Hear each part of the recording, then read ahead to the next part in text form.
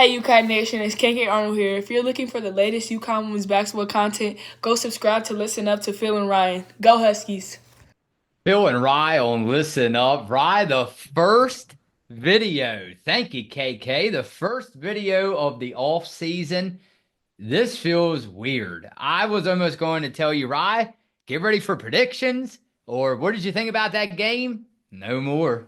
No more, Rye. We get to actually sit back and just relax now. So I'm actually just going to sit back and just not talk at all and just look out the windows and just wait. No, I'm just kidding. No time to relax. This is the off season, but no time to relax because Ryan, like they said, who was it? AZ Fudd said, we're going to try to run it back. We're going to try to run it back. One is sweet, right? Especially since on this podcast, we only experienced one national title. But when you can go back to back, whoa. Let's go over to the index, right? Thank you to ESPN for bringing out the way too early top 25 for 24-25.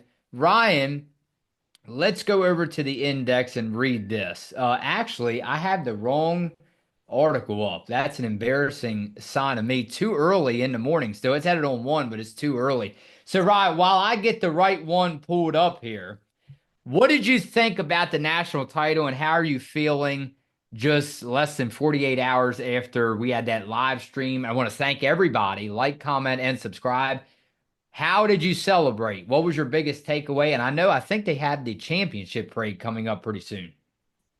Yeah, championship parade on Saturday, I think around the XL Center there. So yeah, it's certainly an exciting time to be in Connecticut if you get to experience that. If anybody goes, let us know what the parade is like. I'm sure the festivities will be popping off on Saturday. But yeah, it's definitely an exciting time now. But yeah, that's a good mentality to have to try to run it back next year. I know that's why AZ came back. She didn't know what the outcome of this season would be, but to try to run it back next year should be exciting. But yeah, it's been fun the last couple of days to be back on top of the basketball world where UConn belongs. So I'm sure it's very exciting for all the players. All right, thank you to Charlie Cream bringing this out. Ryan, this is the correct one. 25-26 season.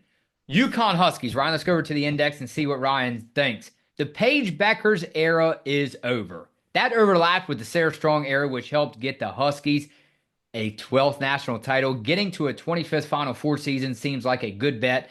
The Huskies will still have two of the nation's best players in Strong, the highest scoring freshman for UConn since Maya Moore and AZ Fudd. KK Arnold and Ashlyn Shade should also be ready for bigger roles. If Jana Al Alfie and Ice Brady continue to develop, Strong will have plenty of help inside. With no top 20 recruits on the way, expect the Huskies to find reinforcements in the portal. Oh, and you know what that means for us. I think there's another portal video on the way with full of predictions. They love that.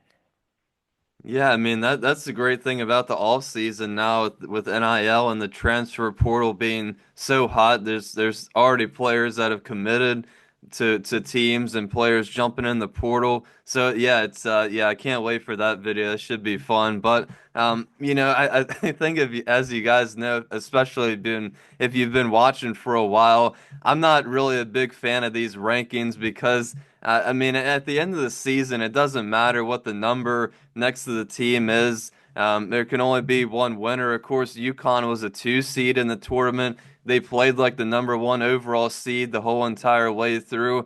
So the rankings are always going to change, but we always go over these each off season. It's kind of fun to talk about. They always put them out directly after the championship game.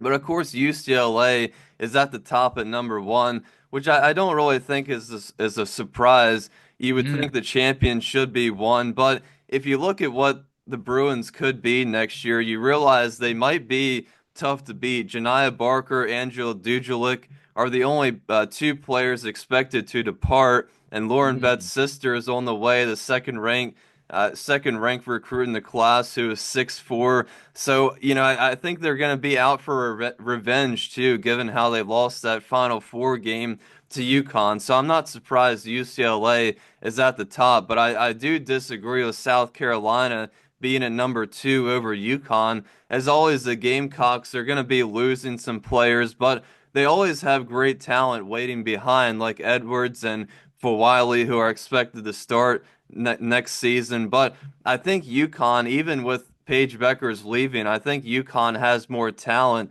AZ Fudd and Sarah Strong are expected to be the leaders for us, but I think you could make a case for both of them to win Player of the Year. And then, of course, KK Arnold, Ashlyn Shade, who are very capable of being starters. Gianna and Ice will hopefully continue to develop for us. And I would be surprised. I wouldn't be surprised if UConn goes out to the portal, like the article said, and gets a player, I think, similar to somebody like Caitlin Chen last year, who has a high basketball IQ, who can fit in with the team perfectly and knows what to expect. But no matter what the rankings are, until there's a new champion, UConn is always going to be at the top.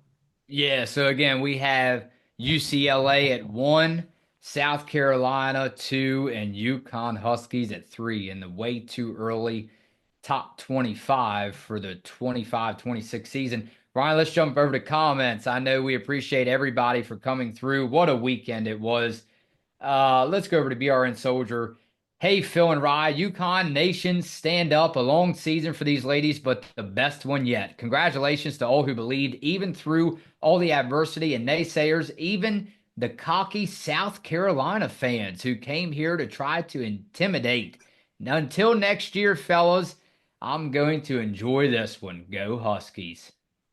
Yeah, and I think we had some come through in the live stream as well. But of course, we love everybody that tunes in. But luckily, we got the last laugh this year after South Carolina's been a little dominant over the last couple years. So it certainly felt pretty good for UConn to dominate them again and prove that the win during the regular season was no fluke, and to do it in the national championship game certainly felt pretty good.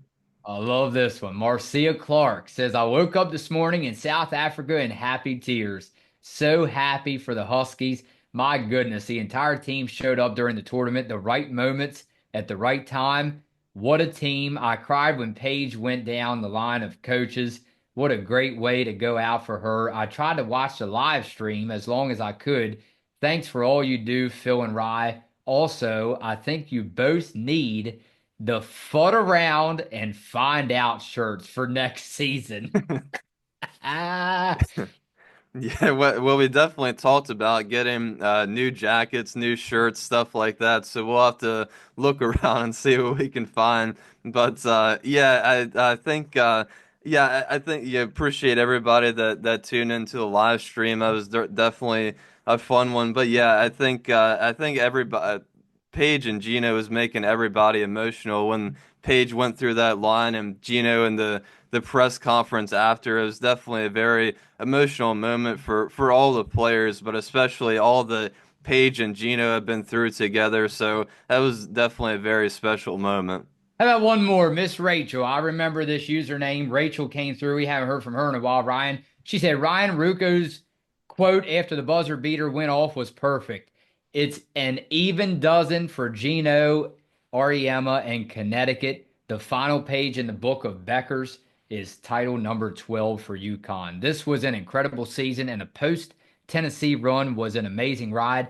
Can't wait to watch Paige in the W. She went out the right way, and it's so well deserved. And next year's team has so many great things to build on.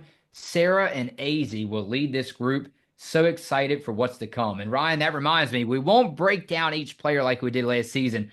Just one full video next Monday, you and I, next Monday night. We'll bring that one out late for everybody that recaps all the Huskies who go into the W.